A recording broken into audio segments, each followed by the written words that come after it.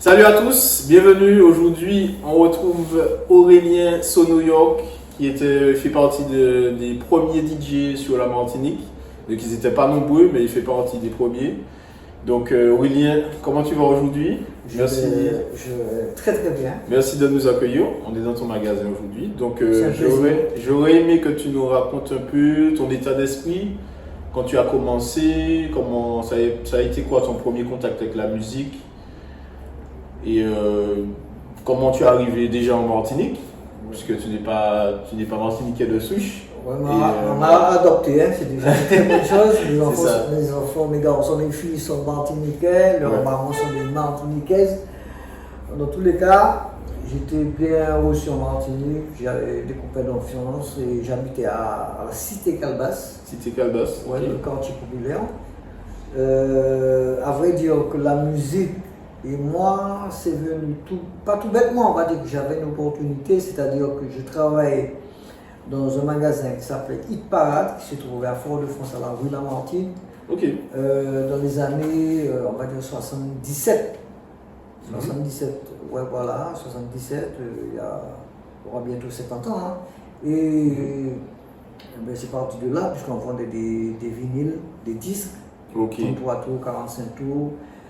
Et dans la même boutique, il y avait une annexe où on vendait la hi-fi, la sonorisation, tout ce qui est sono, pièces détachées et également les jeux de lumière. Ok, donc tu avais tout dans le magasin, de la lumière jusqu'à la sono, puis, voilà, des disques. J'ai eu la chance de côtoyer certains artistes qui venaient, puisqu'ils avaient des disques qu'ils avaient produits, puis ils venaient voir si ça marchait ou pas. Voilà. Ah, les artistes se déplaçaient dans le magasin? Oui, puisqu'on vendait des disques. Pour savoir un peu comment. Oui, par exemple, Simon Jurat, Jean-Philippe Martelly, je sais pas moi, Marseille, le grand ballet de la Martinique. Enfin, j'ai oublié d'autres, il y a après d'autres. Bon, et puis c'est parti de là. Et puis, bon, c'était l'aubaine de commencer à faire un peu de musique. Déjà dans mon quartier où j'habitais, que les gens m'appréciaient beaucoup et que les petits anniversaires, c'est venu à la base avec un petit tourne-disque, un électrophone, on va dire ça comme ça. Et puis après, ça a évolué, avec une platine, deux platines, table de mixage, un amplificateur avec des enceintes. Voilà, c'est parti comme ça. C'était dans les années 78, 79, 80. Ça a été. Mais est-ce que du coup à cette époque-là tu avais des modèles de DJ qui t'inspiraient déjà? Ou c'est vraiment juste comme tu avais le matériel en fait, le quartier venait à toi, on te demandait voilà, on a besoin de faire la fête. Voilà, on fait la fête, le quartier c'est le voisin qui me dit viens, l'anniversaire, amène ça que tu as.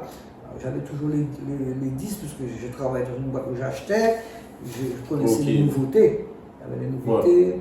À l'époque on vendait des cassettes. On a même vendu des cartouches à l'époque, des cassettes.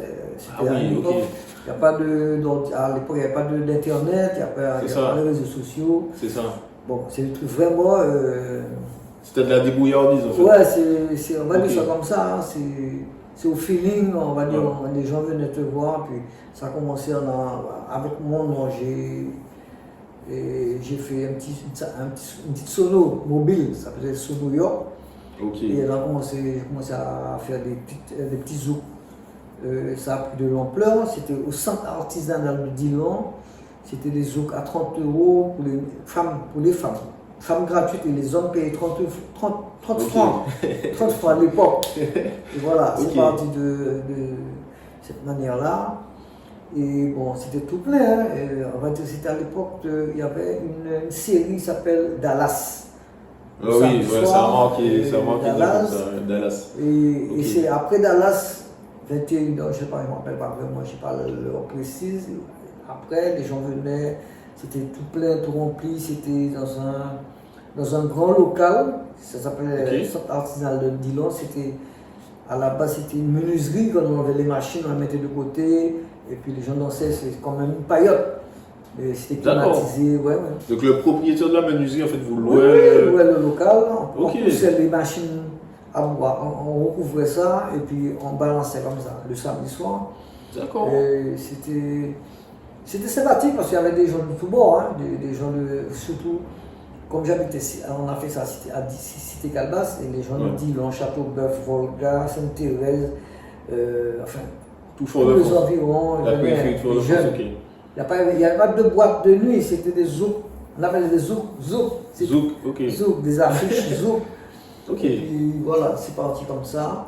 Et donc, du coup, à l'époque, c'était quoi la structure?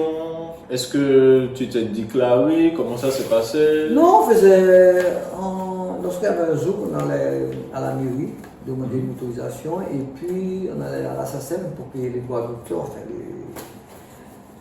enfin, on payait la SACEM quand même. On payait quoi? À l'époque, c'était des zouks avec des vigiles pour surveiller les voitures, surveiller l'entrée, enfin, c'est Ouais, il comme fallait ça. la sécurité, Oui, voilà, comme tout à on fait, connaît comme aujourd'hui. maintenant. Ouais. Mais c'était pas aussi chaud que maintenant. On va dire ça comme ça. Ouais, au niveau de la violence, tu parles? Oui, je parle de la violence. Ouais. Avant, il n'y avait pas de coups de fusil, comme on dit. C'était peut-être plus des petits jeunes qui s'amusaient à mettre de lacrymogène, des boules pures, des trucs bidons. Mais bon, Ok. ils sont. Et c'était quoi? Ils venaient juste pour emmerder On tout le regardait monde? les et gens, puis, ouais. s'ils n'arrivent pas à trouver une nana. Tu les fais moucher et puis Ouais, ils si de la forme de badasser, le gars pour boule pure, ça va casser. Ah bon?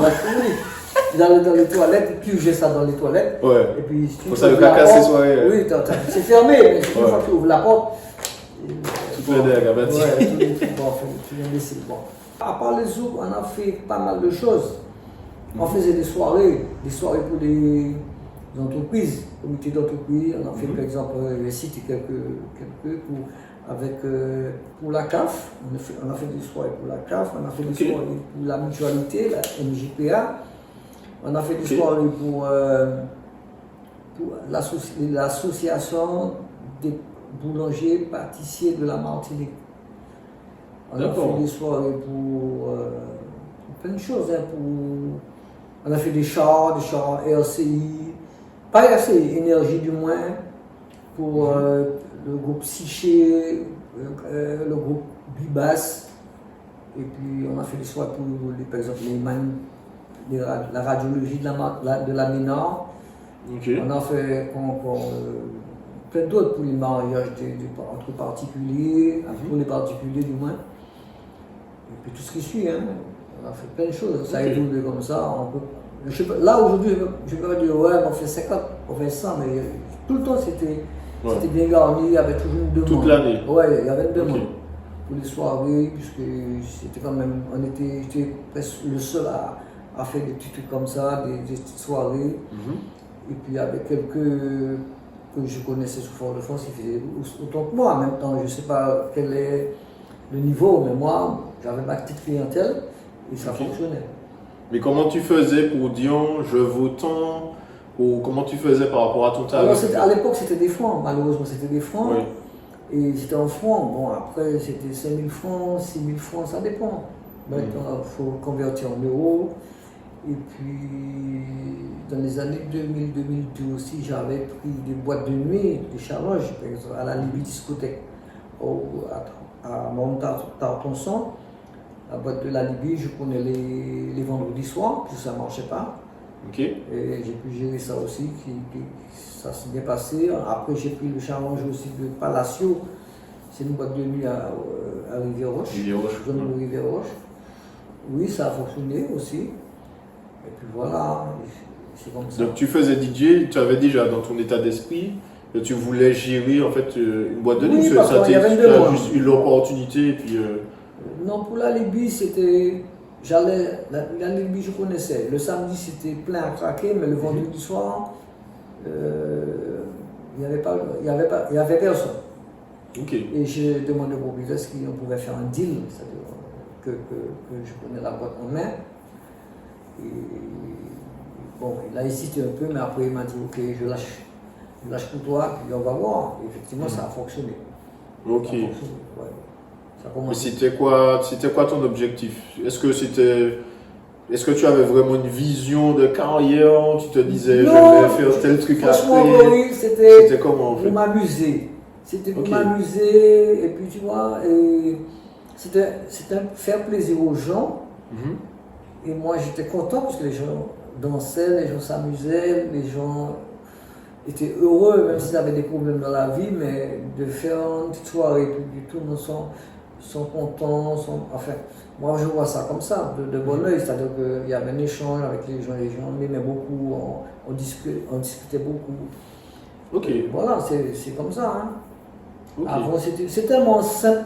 Mais tu vivais un peu au jour le jour et heureusement, en fait, tu vivais de ta passion et en même temps, ça te permettait de vivre. Non, j'avais mon travail où je travaillais normalement, mais le week-end, c'est comme si c'était un plus, une prestation.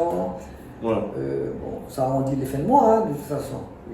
Ok, mais tu avais une autre activité à côté? Oui, c'était que ça? Non, je travaillais. Ah, ok, d'accord.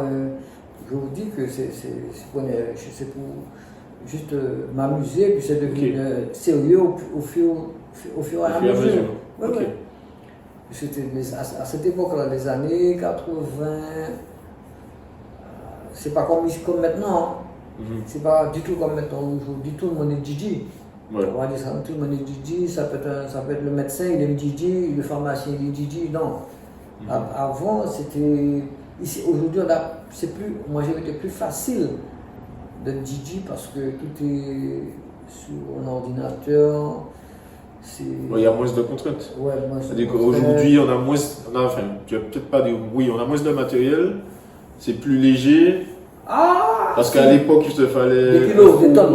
Il fallait des caisses de vinyle, voilà, il fallait les vinyles en double. Des caissons de basse, des caissons de médium. Ouais. Enfin, tout. Avec des racks d'ampli, des consoles très. Enfin. Ok. Voilà, c'était pas la même chose. Aujourd'hui, c'est plus. Si tu viens aujourd'hui avec ton ordinateur, avec ton petite console, ton contrôleur. Et puis voilà, ça roule. Ouais. Aujourd'hui, c'est plus accessible, c'est plus simple, mais ils sont plus nombreux. Là, avant, il faut acheter les disques. Tu étais obligé d'acheter les disques. Ouais. Aujourd'hui, tu télécharges. Ouais. Tu as un disque dur. Ouais, tu télécharges. C'est bon. Ouais, ok. C'est beaucoup plus facile aujourd'hui. Ok. Mais pour moi, j'ai vécu une bonne époque. C'est-à-dire que j'ai le souvenir de tout ça et les gens qui m'interpellent toute la journée me disent eh bien, tu fais plus ça, machin, patati patata. C'est vrai que j'ai déposé des armes, mais j'écoute toujours la musique, j'aime beaucoup la musique et puis bon, après, et puis j'ai pas de goût. J'écoute tout genre de musique. Oui, il n'y a pas de. Oui. Non, tout. Il n'y a pas, sans exception. Ok. Et tu as vu du coup l'évolution de la musique toutes ces années? C'est quoi ton regard sur l'évolution un peu de la musique en général? C'est top, les gens. Non. Tout est. Non, il y a beaucoup de boîtes à rythme, c'est plus. Les sons, ah non, ça n'a rien à voir. Ouais. À l'époque, sinon c'était pas pareil. Et aujourd'hui, on en a en quantité aussi. C'est-à-dire qu'à l'époque, c'est varié. Il fallait vraiment attendre. Les artistes sortaient par régulièrement des sons comme maintenant. Ouais. Non, avant c'était plus compas, salsa, le zouk. Mais maintenant, c'est tout. Il y a tout genre de musique. Et du coup, est-ce que tu as des anecdotes, des choses qui t'ont marqué pendant toutes ces périodes-là? Je sais pas, par exemple, une remarque que tu as fait, que ça t'a pas plu, ou bien. Je sais pas, que tu t'es déjà fâché contre quelqu'un qui est venu, qui a voulu casser ta soirée, non, je sais pas, quelque chose. Non, s'il y a un truc comme ça, j'ai oublié. Mais... Ou bien un prestataire qui n'a pas voulu te payer, des histoires comme ça. Avec les boîtes de nuit. Il y avait certaines boîtes de nuit qui apportaient plein disons, je ne sais pas déclaré, je veux des à 2000 personnes. Bon, je laisse parler. Ouais. C'est des boîtes de nuit à proximité qui étaient. Châteauneuf, c'était une boîte de nuit qu'il y avait à l'époque, il y avait le Starion, je crois, à Saint-Thérèse. Bon, il y avait des boîtes de nuit, mais après, bon, voilà, c'est une concurrence. C'est pas une concurrence déloyale, c'est bon, c'est zouk, c'est boîte de nuit, c'est pas pareil. Après, jusqu'à maintenant, je pense qu'il y a ça toujours. Hein. Ouais. Les boîtes, les lieux se font la guerre un peu. C'est des bonnes guerres. C'est des bonnes guerres. Ça va toujours exister. De toute façon. Il y avait des petits zouk qui se faisaient tranquilles dans les communes, dans les quartiers. C'était ouvert à tout le monde. Okay. Après, sur Fort-de-France, c'est bien sûr, faire un petit zouk, les gens ne faisaient pas. Parce que les zouks, ça ne marchait pas. Parce que c'est pas que peut-être j'ai le monopole, mais bon, c'était comme ça. Bon, dans les boîtes de nuit, par exemple, les boîtes de nuit que j'ai repris, on avait instauré une petite. Qui faisait la différence, c'était le quart d'heure de chambre. À 1h du matin, c'était sûr qu'il y avait un petit quart d'heure de chambre. Les gens aimaient ça. Ok. Bon, après, dans les autres, c'était pas pareil. Il n'y a pas trop de slow ni de boléro, c'est du non-stop compas et puis du zouk. Ouais. C'était ça. Hein. Ok. Voilà.